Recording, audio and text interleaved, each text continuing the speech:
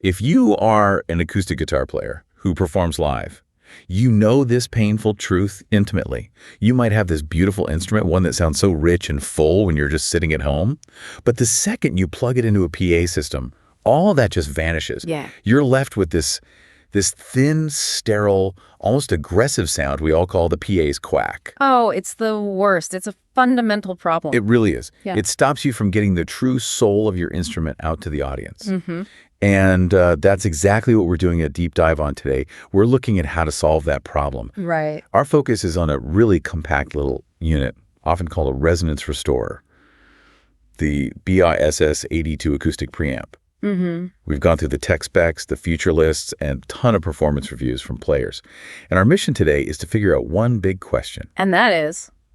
How does this little digital box manage to recreate the complex, the mic-like air and body of a real acoustic guitar? All that stuff that just gets lost when you use a simple pickup. That is the crucial mission. I mean, for decades, the trade-off was always volume for quality. Right. You either had to deal with mics on stage, which is a whole other nightmare, or you just accepted that harsh, brittle pickup sound.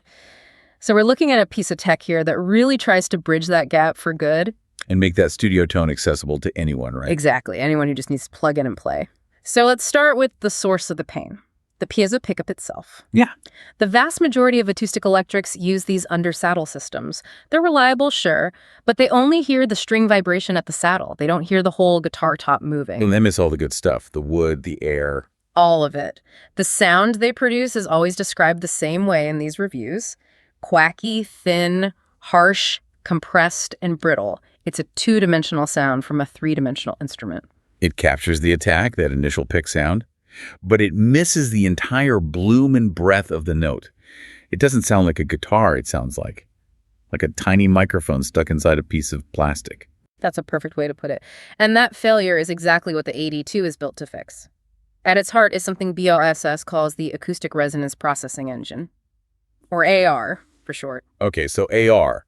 We've seen other pedals that try to fix this with just, some basic EQ or maybe a phase switch, but this sounds like it's doing something much more sophisticated. It is. It's not just adding bass or cutting treble. The AR engine is a digital modeling algorithm. It analyzes that raw, brittle signal from the piezo, and then it digitally and dynamically rebuilds and layers back in all the missing harmonic information. Think of it less like EQ and more like computation that mimics how a real guitar top vibrates. So it's actually modeling the physics of the wood. Precisely. The goal is to reconstruct body resonance, that mic-like air, and the dynamic detail. When you mic a guitar properly, you're capturing all these complex overtones from the soundboard. The AR processing is basically generating and injecting those missing frequencies to restore that depth. And the result is supposed to be that natural studio mic sound. That's the goal. It's also interesting that, even with this digital brain, they use a high-quality analog front end. So the signal going in is as clean as possible before the magic happens. Exactly. Which brings us to the main control on the whole unit, the acoustic resonance knob. Right, the heart of the pedal. If the AR processing is the engine, this knob is basically the steering wheel. And this is where the design is so clever. It's not just a simple wet-dry blend. Okay. Turning the knob doesn't just add more of the effect. It actually changes the entire tonal profile of the restoration to suit how you're playing. Let's break that down, because that seems really important. At the low settings, what are we hearing? When you keep it low, you're going for subtlety. It adds just a little bit of warmth and body. It's perfect for, say, heavy strumming, where you want to keep the clarity, but just soften that really aggressive piezo attack. So it just takes the edge off. Exactly. But then you move toward the middle of the dial. And this, according to pretty much everyone, is the sweet spot. The most natural setting. Yeah. This is where it produces a really balanced acoustic tone. The AR engine is adding the right amount of body, the right amount of air. A lot of players say this is the setting that sounds most like their guitar, just louder. And what about when you really crank it? At the high settings, who is that for? That's tailored for the detail player, so delicate fingerstyle playing. Ah, okay. When it's maxed out, the engine adds a lot of air, shimmer, and string detail. You get this almost hyper-realistic presence where every little nuance, every harmonic just jumps out. It brings back that high-frequency stuff the sources call mic-like air. So you're getting this warm body resonance, a smooth, open, high end, and it just Smooths out all those harsh transients. It really is the difference between a flat picture and a sculpture. That's a great analogy. And, once you're on a stage, great tone is only half the battle. Sure. The other half is just reliable utility. This is where the 82 transitions from just a tone pedal into a proper stage-ready tool. It's small, but it's packed with pro features. Let's talk about the DI functionality. Yeah, that's essential for any gigging musician. Yeah. It acts as a small DI box, and it has that crucial balanced XLR output. Which means you can plug straight into the mixing board. Straight into the snake, straight to the PA. It's a professional connection, and it's a low impedance output, which is a really big deal for live work. Why is that so important? Well, if you have a long cable run, say 50 feet from you to the mixer, a normal high impedance signal degrades, you lose high end, it gets muffled. The low impedance output keeps the signal strong and clear over that distance. Got it. And it has the groundless switch for dealing with that awful hum you can get in some venues. Simple, but a lifesaver. If you hear that buzz, you flip that switch and it breaks the ground loop, noise gone. Okay, beyond just the connections, there's the ambience effect. This isn't just a standard reverb, is it?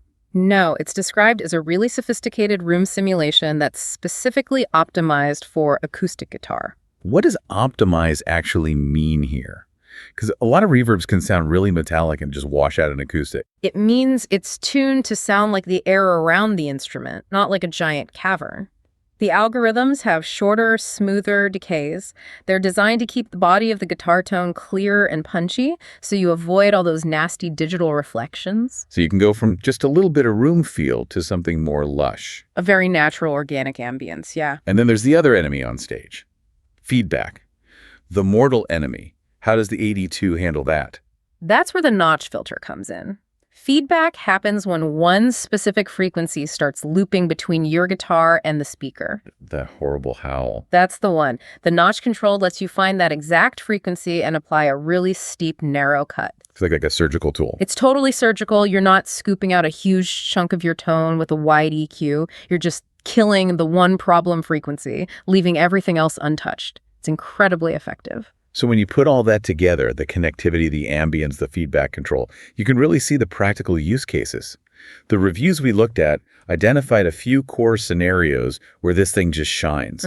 First, obviously, is the live acoustic performer, the singer-songwriter.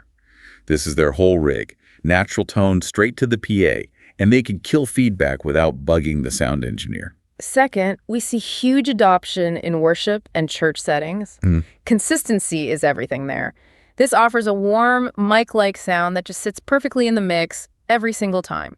And then there's the aha moment for a lot of solo players. One review said they took a pretty affordable acoustic electric, one with a really thin-sounding pickup. I know the kind. And the 82 made it sound like a high-end boutique instrument. That's a huge point. It lets you bypass the limitations of a cheap onboard preamp. It completely levels the playing field. And finally, it's perfect for minimalist rigs.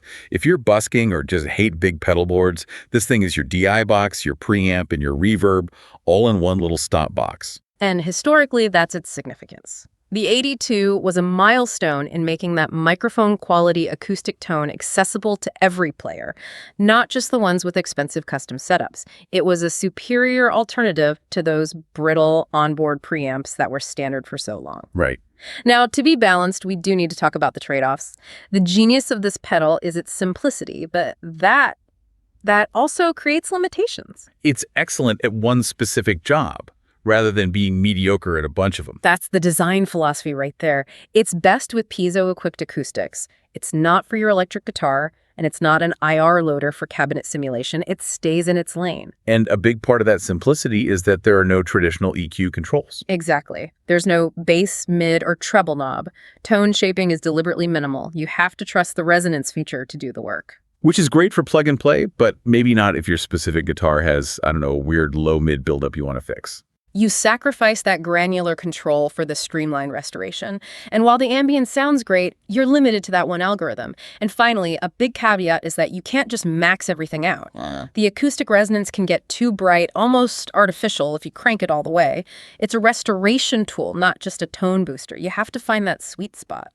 So if we synthesize all of this, the Biosys 82 really stands out as this quiet, clean, professional tool. It's compact, it's super effective, and its whole success is based on fixing the flaws of piezo pickups with some really sophisticated modeling. It definitely earns that resonance restorer name. It does. And that brings us to the final provocative thought for you to take away from this. Okay. The success of the 82 and this whole generation of acoustic modeling tech relies on complex digital processing to mimic the physics of an instrument body. So this raises a really interesting question.